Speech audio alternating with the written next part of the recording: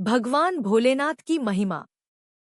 बहुत समय पहले हिमालय की गोद में बसे एक छोटे से गांव में सोमवती नाम की एक लड़की रहती थी। उसका मन बचपन से ही भोलेनाथ में लगा रहता। जब सावन का महीना आता, वह पूरे मन से व्रत रखती, जल चढ़ाती और बेलपत्र अर्पित करती। उसके घर की हालत ठीक नहीं थी। पिता किसान थे और मौसम बिगड़ने से फसल अक्सर खराब हो जाती थी। फिर भी सोमवती कहती, माँ, भोलेनाथ पर विश्वास रखो, वे भले देर से देते हैं, पर देते जरूर हैं। उस साल सावन आया और सोमवती ने निश्चय किया कि वह पूरे महीने सोमवार का व्रत रखेगी। वह सुबह सुबह उठकर गंगाजल से स्नान करती, सफेद वस्त्र पहनती और शिवलिंग पर बेलपत्र, धतूरा और जल अर्पित करती। पूजा के समय उसका मन बिल्कुल शांत होता, न कोई इच्छा, न कोई शिकायत, बस नमः शिवाय की धुन।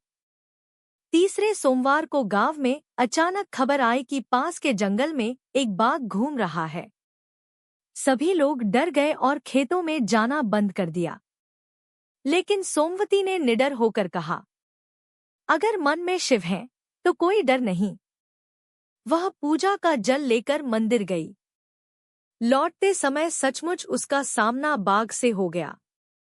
बाघ ने उसकी ओर देखा, लेकिन अजीब बात, वह शांत बैठ गया, जैसे किसी अदृश्य शक्ति ने उसे रोक दिया हो। सोमवती धीरे धीरे आगे बढ़ी और सुरक्षित घर पहुंच गई। गांव के लोग हैरान रह गए। सबने कहा, ये तो भोलेनाथ की कृपा है, जो तुम्हें बाघ ने कुछ नहीं कहा। सावन पूरा होने पर सोमवती ने व्रत का उद्यापन किया। उसी साल बारिश खूब हुई, फसल लहलहा उठी और गांव में सुख समृद्धि लौट आई। लोग मानने लगे कि सोमवती के व्रत और उसकी सच्ची भक्ति के कारण ही गांव पर से संकट टल गया। इस कहानी से मिलने वाला संदेश और पुण्य। सावन के व्रत से संकट टलते हैं और जीवन में साहस व स्थिरता आती है।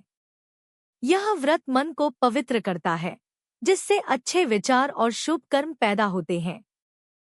परिवार और समाज पर रक्षा कवच बनता है। पुण्य इतना होता है कि मानो गंगा स्नान, दान और 1000 यज्ञ एक साथ कर लिए हों।